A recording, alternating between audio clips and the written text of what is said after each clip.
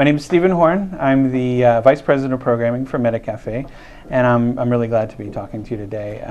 One of the things we're super excited about here at Metacafe is actually how we're using editors and editorial voice to drive consumption of online video, specifically around exclusive content, premium, short-form content. Our whole approach to this goes back to this idea that editors know what readers are going to want. You know, a robot can pick out certain videos, algorithms pick out videos, but when editors sit down, get together each morning, come in, think about the cool content that's out there, and build packages around that, I think that's where we get some very interesting, differentiated, unique content. You know, to us it comes down to this very simple philosophy of editors have, being an editor, programming is a bit of an art form. You know, there's nuance in programming, getting editors together. Editors can pick up the phone and call a studio. Editors can sit together and say, why don't we do a whole package around Resident Evil, where we look at the game, where we look at the movie, where we look at other aspects of that particular IP.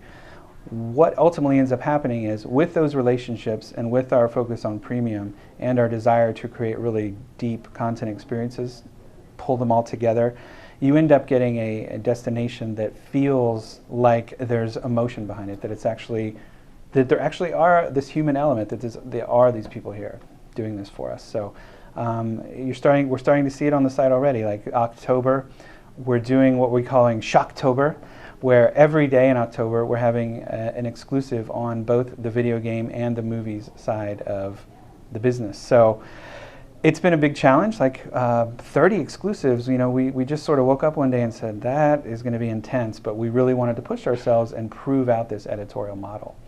So I come from a 15-year background in content. It's what I think about, it's what I do every day.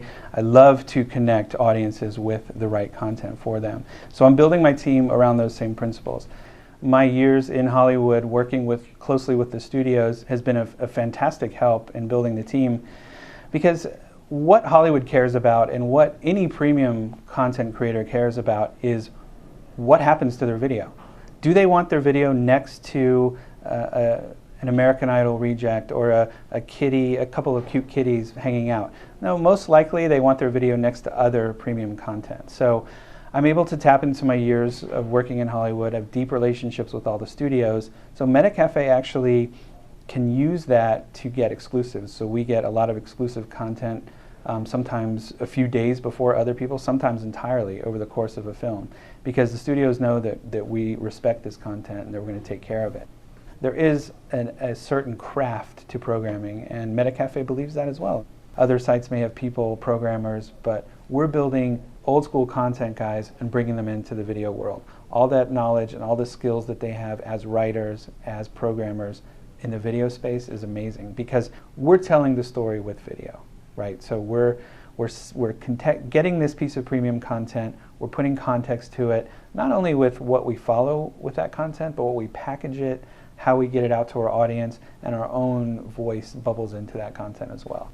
But there's also a phenomenon that's happening at Metacafe. It's happening other places too, but it's really interesting at Metacafe, the conversation that's developing around these pieces. On Facebook, Metacafe Movies, for example, has almost 60,000 Facebook fans, and the quality of conversation around that is amazing. It's another way for us to get our editorial voice out there. You know, other companies have strategies where they just say, okay, well, Facebook and Twitter, we'll just promote all our videos there with no commentary.